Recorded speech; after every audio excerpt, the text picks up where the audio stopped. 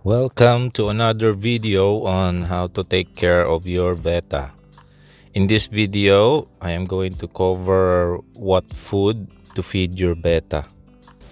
If you want to provide a proper healthy diet for your betta, you need to know the background where betta comes from in the wild. By nature, betta is a carnivorous fish or an insectivore because mainly its diet consists of insects that floats on top of the water surface. Betta are an opportunistic feeder, which means they will eat anything that floats in the water, constantly searching for food. Its diet consists of small insects, larvae, worms, invertebrates, and even small fish. Betta's digestive system throughout the generation has evolved to break down exoskeleton of insects. This will allow them to produce or extract meat and fiber out of the insect. That's why majority of its diet consists of insects, worms, or larvae. It will be very wise and good for the betta's overall health to replicate what it eats in the wild. Therefore, it is best that you feed your betta a wide variety of food.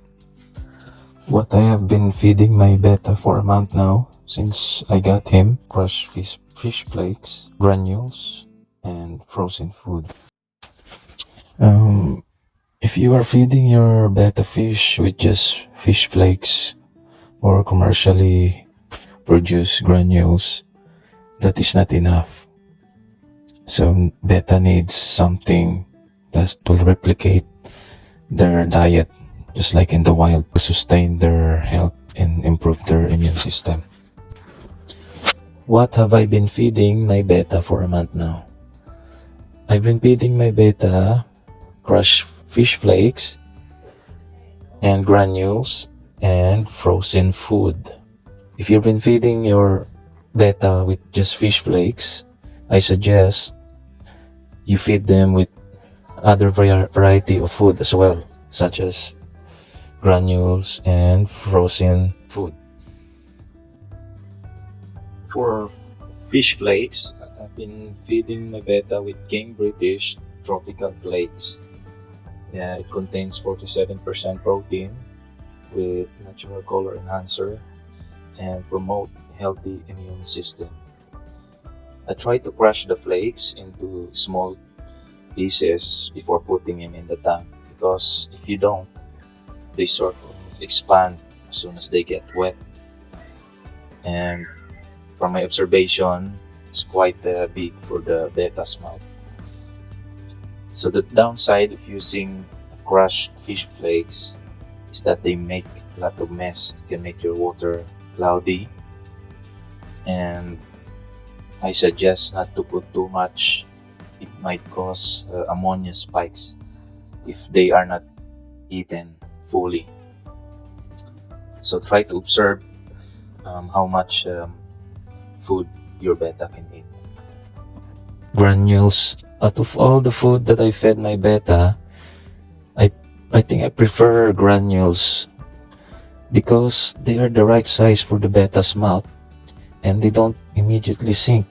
It stays floating for a while on the water surface and will sort of mimics like an insect on the water surface, so that the betta will get a chance without having to compete with the other fish in the tank. It also doesn't make a lot of mess in the water like the crushed fish flakes and frozen food. They make the water cloudy as soon as you put them in. The downside is that I observed that granules are a bit hard than the rest of the food that I fed my betta, but the betta will sort of munch on it and probably giving their mouth some exercise. If you've been feeding your betta for just fish flakes or pellets, granules, I highly suggest that don't do it for a long term. try live food or frozen food. Although they are readily available, they're much cheaper and they're easier. They don't make a lot of mess in terms of preparation, but at the end they're still commercially produced, so you don't really know what manufacturers put in it. I still prefer frozen food or live food for the betta. The importance of feeding your betta frozen food over live food. Frozen food is much less expensive than live food, and live food, there's a chance that you can get parasites or any harmful bacteria transferred to your betta. So I would prefer frozen food because you can get them at your local pet store and they're not really that expensive. Frozen food in an aquarium will mimic what the bettas eat in the wild, and it will encourage their natural wild instinct and overall will give them satisfaction. But the trick here is do not overfeed them with frozen food because like again, it will cause unnecessary ammonia spike and long-term health issues with your betta. But overall, frozen food is a must to introduce your or improve your betta's health overall. Bloodworms are one of the highly nutritious frozen food you can feed your betta. In the wild, they are a type of larvae that can be found in freshwater ponds and puddles, which is perfect food for your betta because, as you can see, bloodworms are found in the same type of habitat like the betta in the wild. Again, most common frozen food you can buy from your local pet store, and it's not that expensive. Bloodworms are low on fat and have a higher amount of protein and fiber. Bloodworms will also act as a laxative because of its high fiber content, which is good if your betta or any other fish have digestive problem. Again, this is not for human consumption. Brine shrimp. Brine shrimp are small saltwater crustaceans, and like if you're wondering, brine shrimp are from saltwater and bettas are freshwater. So can bettas eat brine shrimp? It really doesn't matter because brine shrimp, although mainly found in saltwater, can still live in freshwater environment. So the betta will still eat it. Brine shrimp have less protein and less fiber than bloodworms and other frozen food. According to other betta owners, brine shrimp is suitable choice if you want staple food for your betta's diet, so you can feed it more often with brine shrimp than bloodworms. Same with bloodworms, brine shrimp contains lots of nutrients and help the betta's digestive system.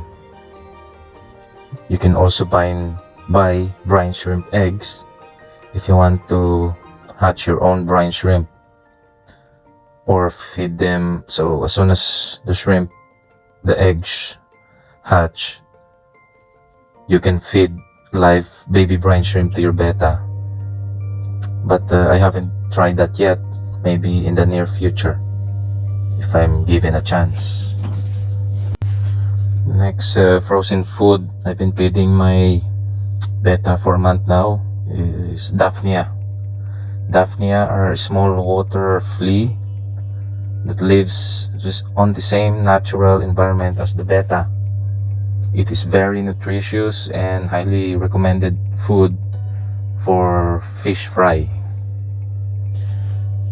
Daphnia have very high protein content and fat and have a decent amount of fiber. So it is also a good laxative for the betta, but it won't be a recommended staple food because it's very high in protein and fat. And if you're going to feed your betta with Daphnias more often than normal, the betta might reach obesity. With all those three frozen food like bloodworms, brine shrimp, and Daphnia, whenever I buy them, if it's available, I buy the frozen food with a mix of spirulina and garlic. So I would highly recommend to buy that instead of the normal frozen bloodworms. Again, if you're going to buy a frozen food and if there's available with spirulina and garlic mix, you should buy it. Spirulina, if I'm saying it right, is an algae found naturally in volcanic lake around the world. So what is the beneficial about spirulina? Spirulina is not just beneficial for fish, also it is used in humans for human consumption. Spirulina contains beta-carotene and vitamin B12. That sounds good. It will boost your betta's immune system and also helps keep your betta's color. So it will promote more color for your betta. This is why you should buy frozen food that contains spirulina. Garlic is very beneficial for fish. So garlic is very effective for enhancing the appetite of your betta. Normally you use it for cooking, but for fish, for your betta, it will be a good appetite enhancer. Especially if you got a picky eating betta, you should try mix it with garlic. Again, if you're going to buy frozen food, you should buy it with the garlic mix already. Another important benefit of garlic is that it contains antioxidant and other properties that will boost the betta's immune system. So if you have a choice to buy a frozen food for your betta that contains spirulina and garlic, I highly recommend to buy it immediately. Don't buy anything else. Buy that. It will enhance your betta's health and immune system. It will prolong its health to live a long, healthy life. How often to feed your betta? If you search in the internet and other advice from other betta owner, they feed them almost once or twice a day. But in my observation, because betta is living with tetras in one tank, I tried to feed them daily to avoid the betta attacking the tetra. Again, it all depends in your situation or your tank setup. The main thing here is observation. You need to observe every time, much often, and so you don't have to overfeed your betta. So what I've been doing is I am alternate feeding my betta just to give him a wide variety of food. I cannot just feed my betta every day with the same food. I have to feed it different food each day to ensure that it will get the proper nutrients it needs. So what works for me is I feed the betta once a day, each day with a different food. For example, on day 1, I will feed crushed fish flakes. On day 2, I will feed the betta granules. And on day 3, bloodworms. And next, I will repeat again the same set. Repeat day 1, which is crushed fish flakes. Day 2, granules. And day 3, I will alternate it with either brine shrimp or Daphnia. I won't feed it with bloodworms. So I'm feeding it different food, different variety of food each day. This has worked for me for a month now, owning a betta, and so far I have not seen any digestive problems with the betta or any disease developing. But again, I highly suggest that you observe. It's only you in your current tank setup. You have to observe it every day. By observing it, you'll know if you're overfeeding, if your betta's eating everything, if it's liking the food. That's my advice, observation. So in conclusion, betta's diet needs to be varied. So most likely you need to incorporate frozen food. Frozen food that you buy from your local pet store is the food that the bettas naturally eat in the wild. So don't just feed your betta commercially produced product, like fish flakes. You need to feed them like frozen or live food. Another advice is fish flakes and fish granules and all other commercially produced food only lasts for 6 months. So once you open it, you have to make sure that you don't go over the 6-month period, because even though if you think it's still fresh, but it might get spoiled, so it might bring harm to your betta and other fishes. Another advice is again observation. Make sure while you're feeding your betta, just from time to time observe him if he's eating well, if he's eating all the food, is he liking the food. This is to prevent overfeeding, because overfeeding can lead to ammonia spike, which is very dangerous.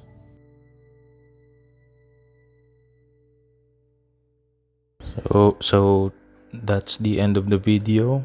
Thank you for watching, and if you have any opinion or any advice you want to add, you're more than welcome to leave a comment. And again, thank you very much. Please like and subscribe. Until next time.